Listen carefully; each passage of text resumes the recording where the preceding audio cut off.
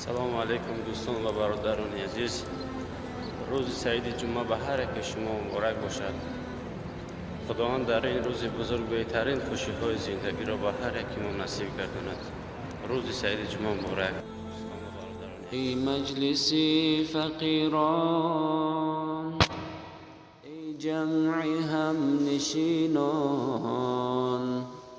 ای مجلسی فقیران، ای جمعی هم نشینان، گوید از دل و جان صلوات بر محمد.